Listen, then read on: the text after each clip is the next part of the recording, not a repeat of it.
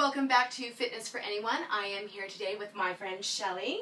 We are really grateful Shelly is here because for those of you who followed, you know how much I like having volunteers. So the more I get a volunteer, the more fun you guys get to have. Today we are going to be talking about props for doing core work. The reason why we like to do props is because a lot of you, again, some of you have weak abs, some of you have bad tailbones, some of you have bad adductors, which is the inner thigh, some of you have lower back pain, and like our friend Shelly here, she's got a neck injury from a car accident. So we really want to make sure that each and every one of those injuries that you're kind of being really safe with, and that you're able to understand that you need to take care of your fitness and your body. If it's saying ow, add a pillow, add a towel, find yourself a prop in the household. I mean, there's a lot of crazy props, teddy bears, I don't care, that you'll prop up. That way you can still do the exercise and strengthen yourself. This is what you're going to do in a lot of PT offices with your physical therapist, is they're going to use bands, they're going to use a lot of funky equipment. A lot of this stuff is found at home. So today what we're going to do is we're going to show you the Pilates ball. A lot of you should be very familiar with this big ball. We'll use it later on in our more advanced courses, but I don't like this ball, and the reason why is because we can really cheat with gravity, and a lot of people rake their poor necks on these. So we'll use them later on, but for now, at least this is the one prop I'm going to ask for you to stay away from. The next prop we're going to show you is the amazing donut. Everybody loves donuts. Why a donut? If you have a bad tailbone, Shelly's going to show you that she's just going to place it right underneath and find herself comfortable. Now she is getting to get more in a more neutral position, but as she gets to be stronger in her abs and using other props, she can use this to help cushion her tailbone. So if you have a bad tailbone, this is a great prop to be able to use to help make that soft. So we'll go ahead and remove this. The next prop that you can usually find at home is a pillow. If you do not have a pillow at home, I'm sorry, we'll have to raise funds and get you one because that's very sad. So I've got a really thick, firm pillow here. As a prop, I like to take my pillow, fold it in half. I'm going to give myself a wedge. When you wedge yourself, you're going to be able to help hold that isolation pose and be able to get yourself in a nice neutral pelvis. So I'm going to flip around here on Shelly. Shelly is sitting upright with her knees together. Anytime you start a core workout, you want to be able to focus on this because the knees together are going to build those inner thighs. Do we want strong inner thighs? Yeah, we really do. So she always wants to keep her knees as close together as possible. If at any time her upper thighs start to hurt, Shelly's going to cross her ankle. What this does is it incorporates more muscles and it takes that stress off those poor upper quads so she's not having to burn right here where the hip flexor is. And if that gets tired, she'll just switch her feet the other direction and do it again. And she'll notice that she can really use her ankles, she can squeeze her knees tighter. It's a lot easier with the feet together. But in base position, feet together, knees together. She's going to give herself a prop. In this prop, she's going to take her tailbone and she's just going to slightly tuck it underneath. We talked about neutral pelvis before. If you don't know neutral pelvis, go back to our vlogs and read it. Or go ahead and watch one of our vlogs and see how to do neutral pelvis. But she's going to tuck it in, and when she does, it's going to activate her lower abs, and then she's going to be able to use this. And so lean back. Now as she goes further back, she's going to want to tuck her neck. She's going to want to protect her neck at all times. If she feels strain and she feels any tension, she's not going to go back as far. But this is a really great way, and then just do a slight flexion up and all the way back to the pillow and slight flexion up. But as you can see, and as Shelly's noticed, this pillow's moving quite a bit, right? Yeah. Pillows do that. That's a problem. But if that's your only option, use 4 or 5 of them. Put them against a wall. Do what you can. The next prop I've seen a lot of people use is the bolster. The bolster's a great prop. Same kind of issue, though. Shelly's going to notice it's really hard against her lower back. Doesn't feel as comfortable. I've had people try to put the pillows over the prop. But the other issue is, because it's got such a soft surface, it's going to roll. So if you use one of these, be very careful. If you have a half roller, please do not use it until more advanced positions. Again, we'll show you how to use these, but I'd rather you do the one thing that I think is most vital.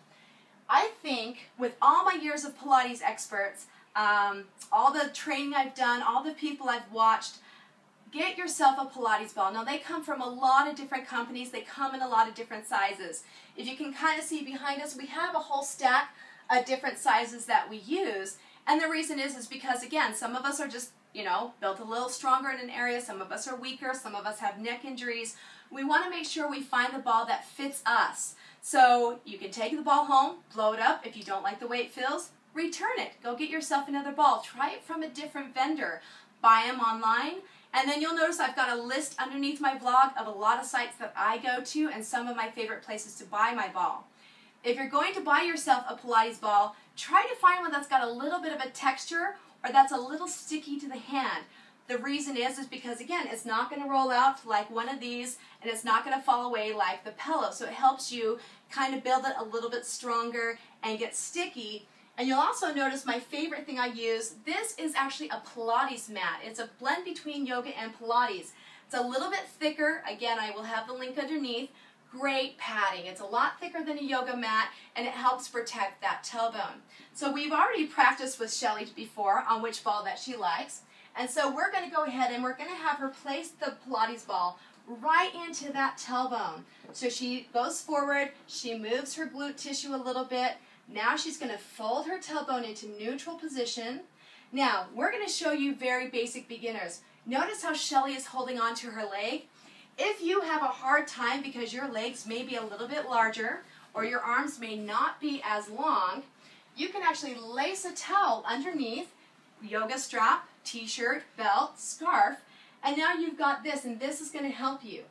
As she's going to come back, she's going to C-curve her abs. So she kind of wants to pull that belly button into the bender ball, keeping her neck down, and then she's going to come back up.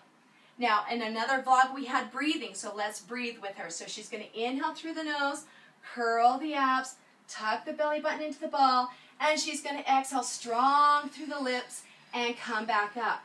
Let's draw that one more time with the towel all the way down, pressing into the ball, belly button down, nice C-curve, squeezing the ribs on the way up, nice strong exhale. Okay, so she's going to release the towel. Now that towel's nice, isn't it? Yes. Yeah, Nice. you can really do a lot with that towel. And again, it's not cheating. It's not giving up. It's building the strength of the core. All the core can do is flex. That's all it needs to do. Until everything else gets stronger, build this first. This is key. The next thing that Shelly's going to do, she's going to put her elbows in front of her face, and her hands are going to be flayed behind. When you flay behind, you've got this beautiful little cervical notch here. You want your hands on the outside of that notch. If you dig your fingers here, you're going to hurt your neck.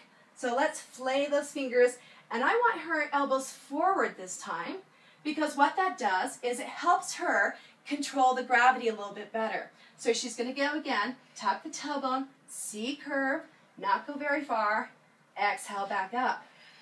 Now as she gets stronger, she's going to pull her shoulder blades down, open up her arms, and then she's going to go down. Now as she does this, she's now starting to do more of a base neck, and then all the way back up. And a base neck means that she just opened up her head a little bit more. But every time she moves, notice how Shelly's moving through the clavicle. All the way back down, neck is on a beautiful plane, and she comes back up. That's going to really work those upper abdominals, and it's going to give her a much better workout. The next level that Shelly's going to do is she's just going to keep her hands in front or cross her chest. So front is easier, all the way down. Exhale back up, same thing. To make it harder, you actually place your hands on your chest. Puts more weight on her chest. It's kind of like having a chest job, you know, just with your arms. So now she's going to go down. And exhale back up. And those are your real basics. Now as you get to be stronger in this, Shelly's going to show us that as she goes down, she's going to watch her neck. If her neck hurts, she's going to tuck her chin. If it doesn't, she's going to go ahead and neutralize it. Never drop it, not good.